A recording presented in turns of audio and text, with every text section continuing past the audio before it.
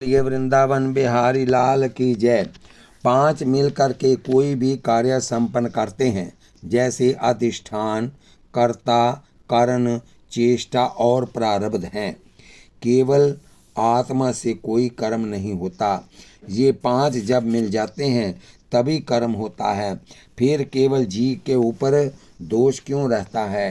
पांच व्यक्ति यदि सामूहिक रूप से हत्या करें, कथा हमने यहाँ पर छोड़ी थी गीता ज्ञान की, यहाँ से ही शुरू कर रहे हैं। तो फिर जहाँ तो पांचों को फांसी हो जाए, जहाँ पांचों छूट जाएं। अधिष्ठान, कर्ता, करण, चेष्टा और प्रारब्ध, ये पांच मिलकर कार्य करते हैं। चर्चा लंबी है, फिर किसी समय इस विषय पर चर्चा करेंगे। 17वें श्लोक में भगवान ने कह दिया, जिसके जीवन में कर्तापन का अभिमान नहीं है, वह तीनों लोकों के व्यक्तियों को मार दे, तब भी उसे पाप नहीं लगता। मूल बात यह है कि आत्मा के स्वरूप का जब बोध हो जाए और तुम आत्मा में स्थिर हो जाओ तो अहंकार नहीं जागता। मैंने किया ये नहीं जागता तो करता नहीं है, वह भोगता नहीं है। जो करता है वह भोगता है। जब आप कहते हो कि मैंने किया तो भोगना ही भी पड़ेगा। आप कहोगे कि हम तो पुण्य करके कहते हैं कि मैंने किया, पाप करके तो हम छुपा देते हैं कि हमने किया ही नहीं। जब तुम एक चाहोगे तो दूसरा मिलेगा ही मिलेगा। अगर अशुभ कार्य का फल आपको नहीं चाहिए तो शुभ कार्य के फल से भी अपने को हटा दो। आप थोड़ी देर माला जपते हो, एक आध पाठ कर लेते हो, काम सिद्ध नहीं हुआ तो पाठ, माला, भगवान, गुरु सब छोड़कर बैठ जाते हो कि हमने इतना किया, हमारा कुछ बना तो है नहीं। क्योंकि आप जो करते हैं वह जो कुछ पाने के लिए करते हो, लेकिन ज्ञानी जो करता है वह कर्तव्य बुद्धि से करता है। उसको कुछ प्राप्त करना शेष रहा ही नहीं। उसे जो प्राप्त करना था वह प्राप्त कर चुका है, इसलिए उसे पाप नहीं लगता। उससे पाप होते भी नहीं, हो जाए तो लगते नहीं। इसलिए पहले उस स्तर पर पहुंचने का प्रयास करना चाहिए। त्रिगुणातीत स्थिति जो आपको पहले सुनाई जा चुकी है, उस स्थिति पर पहुंचना है। पहले गुण तमोगुण से हटकर रजोगुण तक पहुंचना है, फिर रजोगुण से हटकर सत्वगुणी बन जाओ और फिर सत्वगुण का भी तिरस्कार कर दो और अपने स्वरूप में स्थिर हो जाओ। 14वें अध्याय में विस्तार से व्याख्या आप सुन चुके हो। ज्ञान 3 प्रकार का होता है, कर्म भी 3 प्रकार के होते हैं और कर्ता भी 3 प्रकार के होते हैं। ज्ञान 3 प्रकार के होते हैं, सात्विक, रजस और तमस। सात्विक ज्ञान क्या है? समस्त प्राणियों में एक आत्मा को देखना, एक चेतन को देखना, उस ज्ञान का नाम सात्विक ज्ञान होता है। और जो व्यक्ति में चेतन को अलग अलग देखे वह ज्ञान राजसी कहलाता है। और शरीर को ही आत्मा मान लिया वह तामसी ज्ञान है।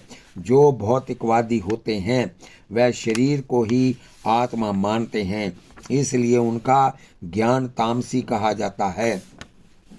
हमारे लिए जो शास्त्र ने नियत किया वो कर्म करना सात्विक हो गया। जो फल की इच्छा के बिना कर्म किया जाता है वह सात्विक कर्म कहलाता है। और जो कर्म फल को लेकर, अहंकार को लेकर मैं करता हूँ, ऐसे जो कर्म किया जाता है वह राजसी कर्म कहलाता है। और जो परिणाम में हानि देने वाले हों और हिंसा प्रदान हों, दूसरों को नीचा दिखाने के लिए जो कर्म किया जाए, मोह से ग्रसित होकर जो कर्म किया जाए, वह कर्म तामसी कहलाते हैं। कर्ता भी 3 प्रकार के हैं। एक कर्ता वह है कि एक कार्य का संकल्प कर लिया कि करना है, फिर कितनी बाधाएं आ जाएं, वह उससे पीछे हटना नहीं चाहता। बोलिए वृंदावन बिहारी लाल की जय। कर्ता आसक्ति से रहित है, अहंवादी है, उसके अंदर अहंकार नहीं है। धैर्य है, उत्साह है, ये दो सूत्र हैं। कार्य करने वाले व्यक्ति के अंदर यदि धैर्य हो, उत्साह हो, तो वह सात्विक है। ये कभी न कभी सफलता जरूर प्राप्त करेगा। और जो रागी है, कर्म फल का इच्छुक है, लोभी है, हिंसात्मक है, कैसे भी पैसा मिले, कितने भी जीवों की हत्या होती रहे, हमें पैसा चाहिए, तो कहते हैं हर्ष शोकान्विता करता। किसी ने जरा सी प्रशंसा कर दी तो गोल गप्पे की तरह फूल गए, और किसी ने निंदा कर दी तो मायूस हो गए। ऐसे कर्ता राजसी कहलाते हैं। सात्विक व्यक्ति ये ध्यान नहीं देते कि हमारी कोई निंदा कर रहा है या प्रशंसा कर रहा है। हमने एक काम करने का जो संकल्प लिया है उसमें धैर्य की जरूरत है। विषम परिस्थितियां आ सकती हैं। हनुमान जी लंका जा रहे हैं, रास्ते में सुरसा मिल गई, खा जाऊंगी, राम काज कर फिर मैं आवो। हनुमान जी ने कहा मैं राम का काज करके सीता कई शुद्धि प्रभु ही सुनावो। सीता की शुद्धि प्रभु को दे करके तब बदन बैठियो आई, तब मैं आपके पास आ जाऊंगा, फिर तुम अपने मुझे खा लेना। सत्य कहूँ मोहि जान दे माई, हे माता मुझे जाने दे, मैं ये काम करके आऊँगा और फिर आपके पास पहुँच जाऊँगा। मैं एक पवित्र कार्य के लिए निकला हुआ हूँ। माँ, मैं प्रतिज्ञा करता हूँ कि माँ की खोज करके संदेश प्रभु को राम को सुना दूँ, फिर तुम्हारे मुंह में आकर बैठ जाऊँगा। मैं सत्य सत्य कहता हूँ। जिस कार्य के लिए मैं चला हूँ उसे मैं एक बार पूरा कर दूँ। धैर्य और उत्साह जिसके अंदर है वह सात्विक करता है। जिसके मन में परिवार के प्रति राग है, कर्म फल की इच्छा है, लोभी है, हिंसात्मक है, अपवित्र रहता है और जरा जरा सी बात में कभी हर्षित होता है और कभी व्याकुल होता है, वह राजसी बुद्धि वाला व्यक्ति है। और जो आयुक्त है, जोगी नहीं है, प्राकृत है, स्तब्ध है, घमंडी है, शठ है, नैष्कृति, दूसरों का अपमान करने में पटु और आलसी है, एक दिन का काम 1 महीने में पूरा करता है। कर लेंगे ऐसा करता तामसी कहलाता है। जो कार्य मन में आ जाए उसे जल्दी पूरा कर लो। एक विद्यार्थी पूरे प्रांत में मेरिट लिस्ट में प्रथम आया। उससे पत्रकारों ने पूछा कि तुम किस आधार प्रथम आए हो।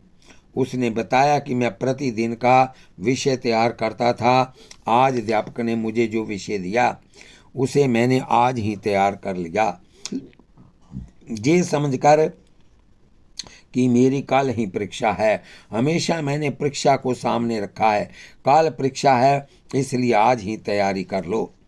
दुर्व्यसनों से बचकर सदा सादा सात्विक भोजन करके प्रतिदिन का विषय तैयार करना है, ये मेरा संकल्प था, इसलिए मैं प्रथम आ गया।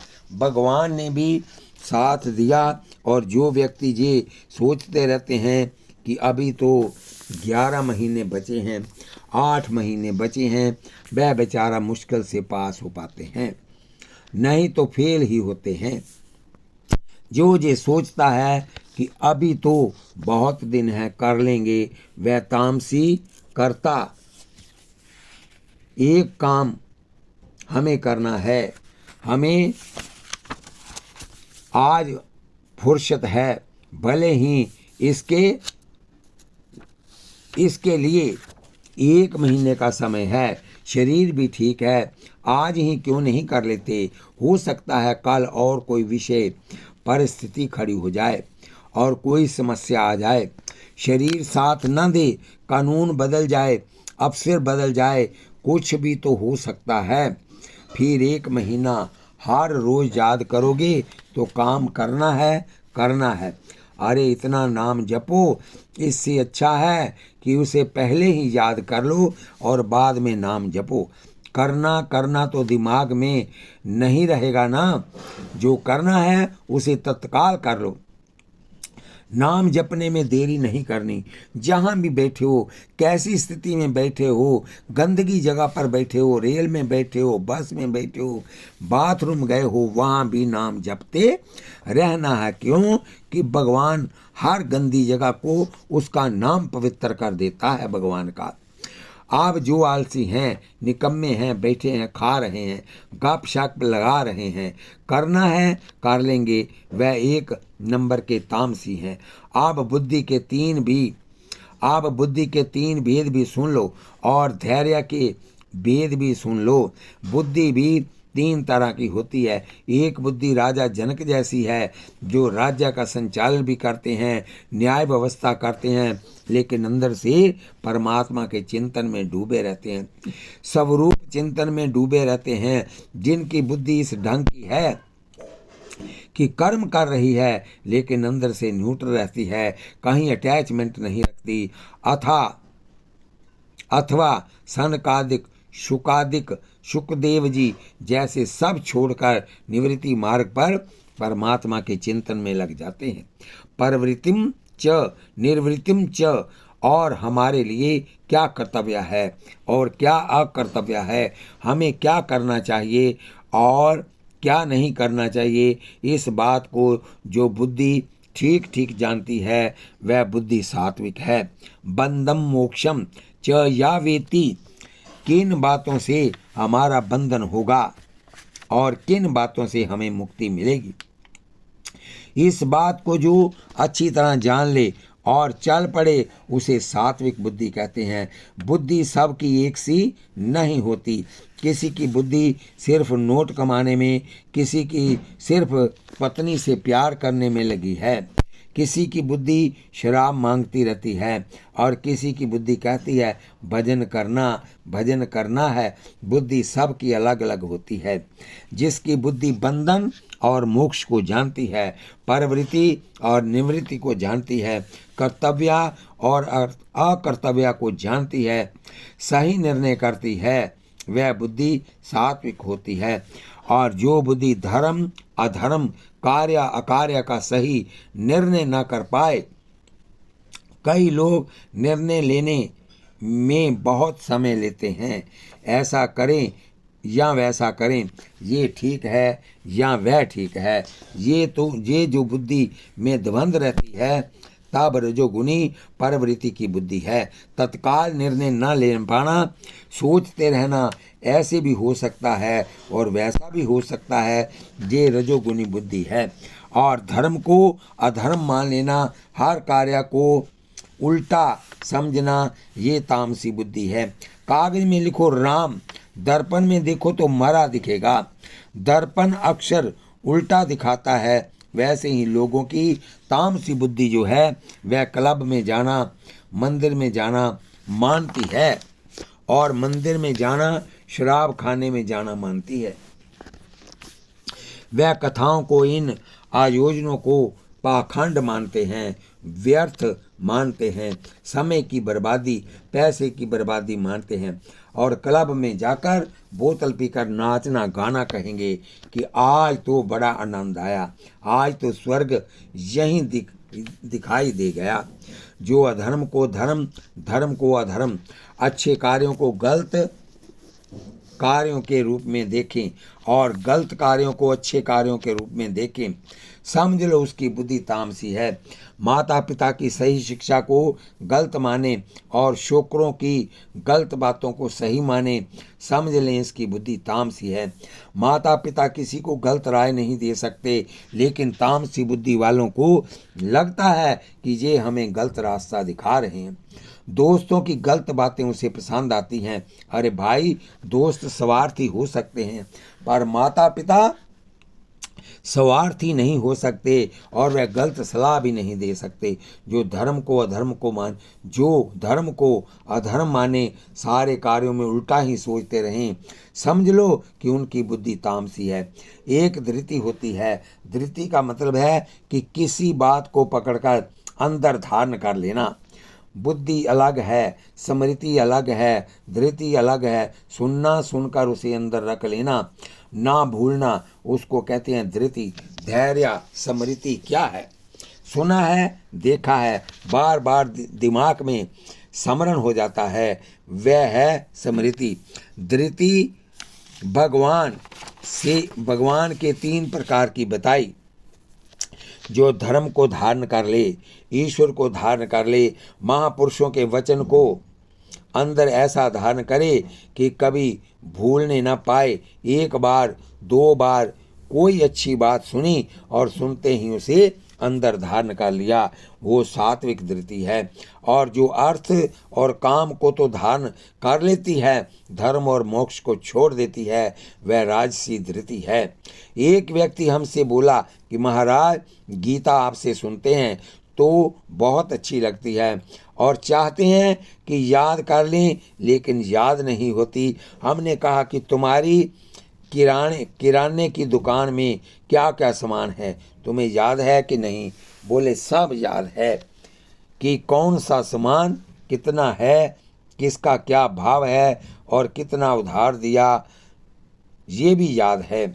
हमने कहा कि वो याद है तो ये क्यों नहीं याद हो सकता? क्योंकि तुम्हारी बुद्धि रजोगुनी है। तुम्हारी धारण शक्ति का ये सिद्धांत है कि पैसे वाली पत्नी से संबंधित बात पकड़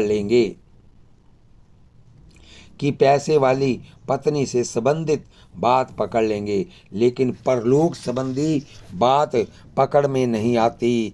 वह धारणा शक्ति राजसी है। और जिसको प्रतिदिन स्वप्न आते रहें, मन में हमेशा डर लगा रहे, कोई मर ना जाए, कोई बिछड़ ना जाए, कोई चोरी ना हो जाए, कोई बीमारी ना आ जाए, और मन में शोक रहता हो, विषाद रहता हो, जरा जरा सी बात में मुंह लटका लेना और जो अहंकार का त्याग न करे, वह धारणा शक्ति तामसी है। सुख 3 प्रकार का होता है।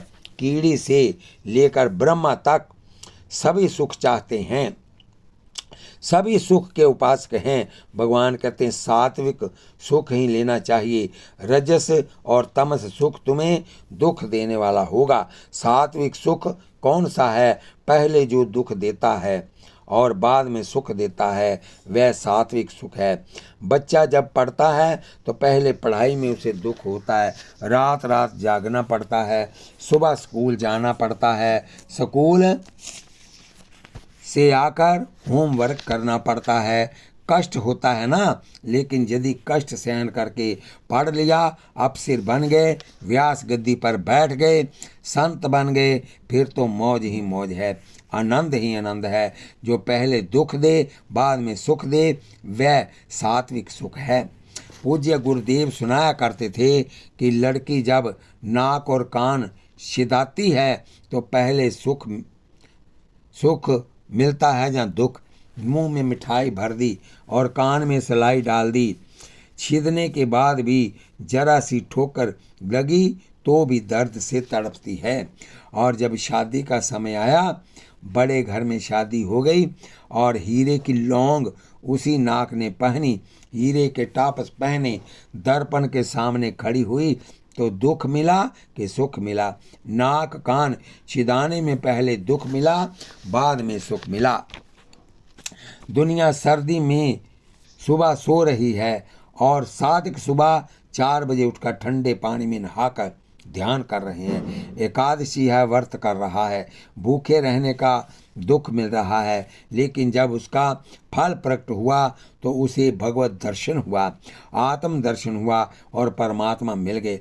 जो पहले कष्टप्रद हो बाद में आनंद में हो जाए, उसे सात्विक सुख कहते हैं। नीम की पत्ती खाओ तो दुख होगा, लेकिन शरीर आपका हमेशा शुद्ध रहेगा। चैत्र का महीना शुरू हो रहा है, 1 महीना खाली पेट नीम की जो छोटी छोटी पत्तियां निकलती हैं कोम्पल, उनको लेकर एक आध काली मिर्च ले लो, ना हो तो ऐसे ही घोटो और गोली जैसी बनाकर निगल जाओ और उसके घर घंटे बाद नाश्ता कर लो। उसके बाद घंटे बाद नाश्ता कर लो। 1 माह भी यदि आप खा लो तो 1 साल तक आपके खून में कोई खराबी नहीं आएगी। लेकिन कड़वी नीम जब मुंह में जाती है तो ओहो, पहले दुख मिला लेकिन बाद में सुख।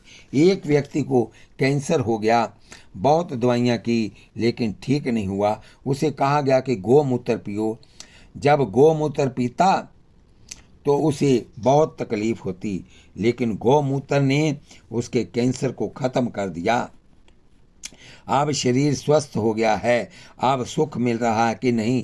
गोमूत्र जो हमेशा पीते हैं उन्हें कैंसर कभी नहीं होता, एड्स की बीमारी कभी नहीं होती। जो नीम की पत्ती खाता है, बिना नमक का भोजन करता है, उसको यदि सर्प काटे तो सर्प ही मर जाता है।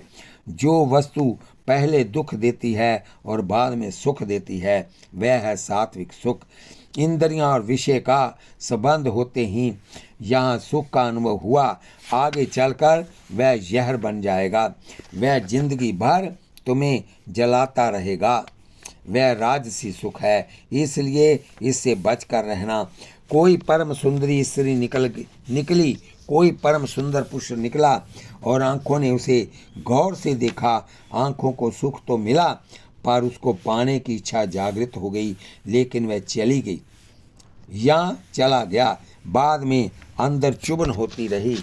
पहले देखते ही सुख मिला, लेकिन बाद में दुख मिला।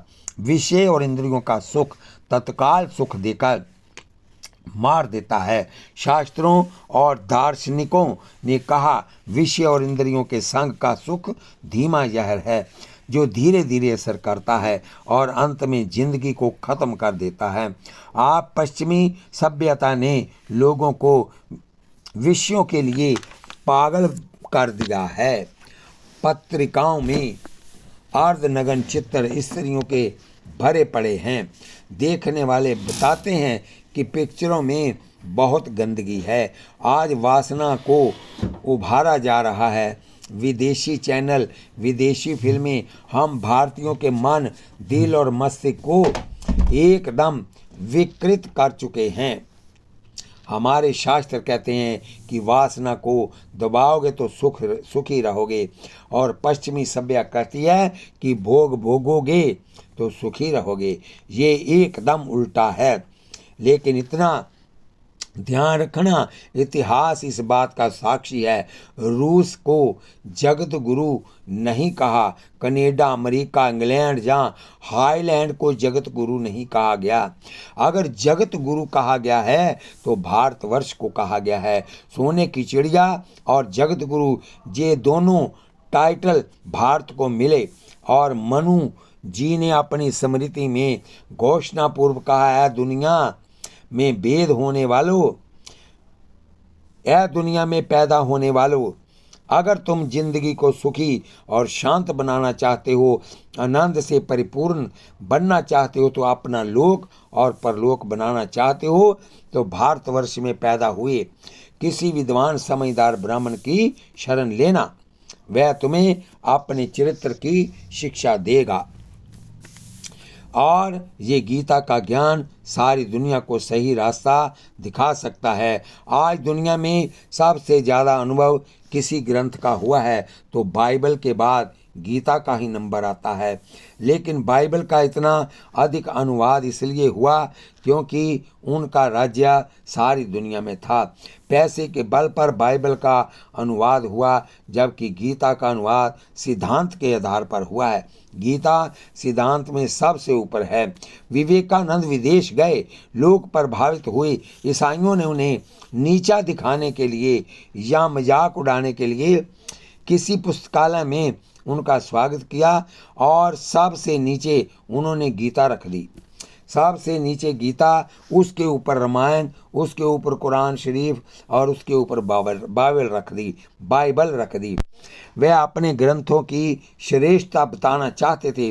विवेकानंद ने देखा और कहा, वाह वाह, बहुत बढ़िया, बहुत बढ़िया। हमारी गीता तो सबसे नीचे है।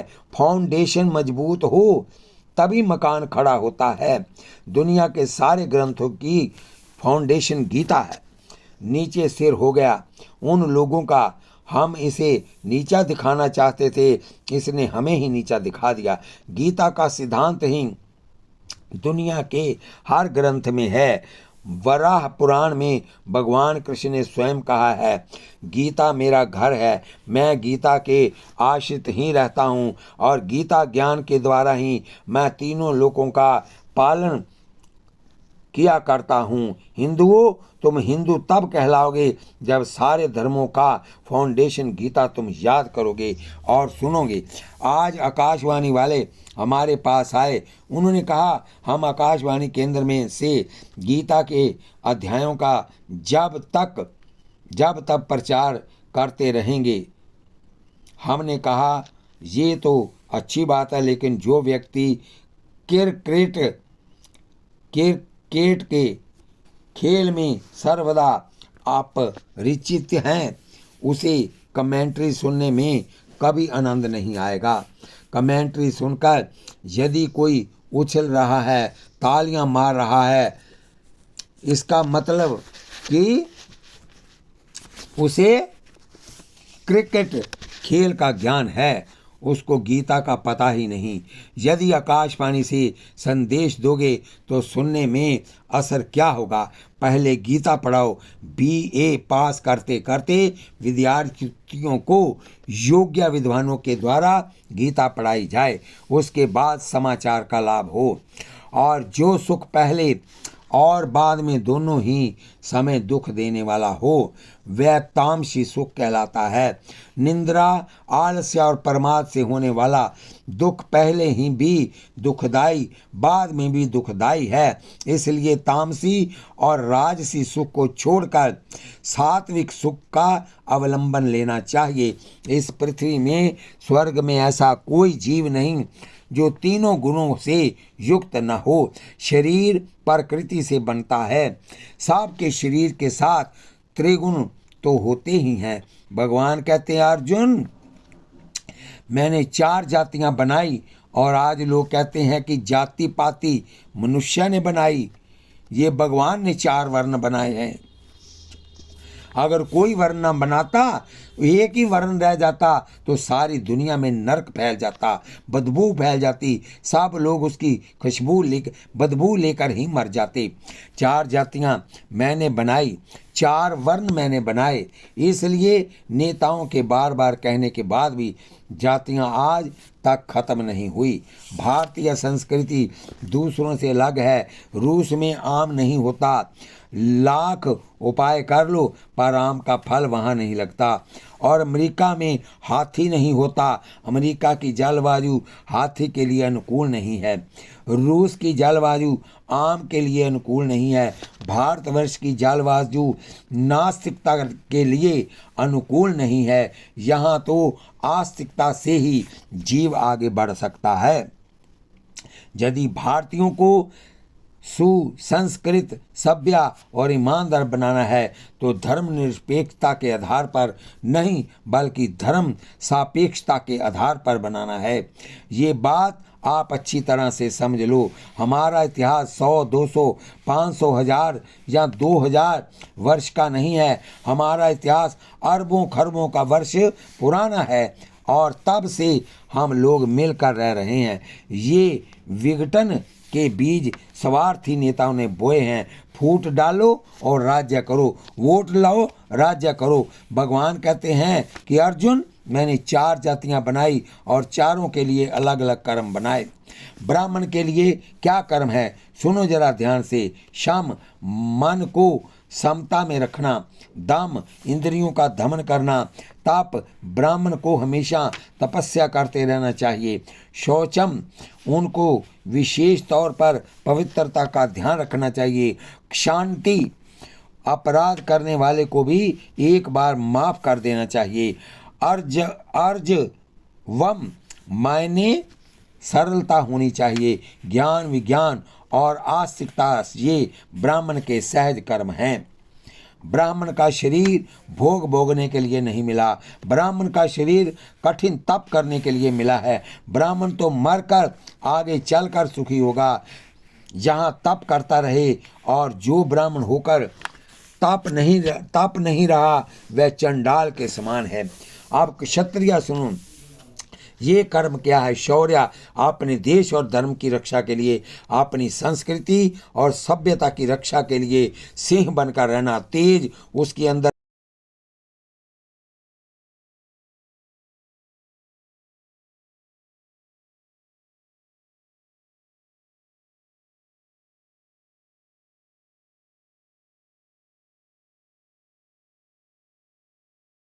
ये जुगल सरकार की जय।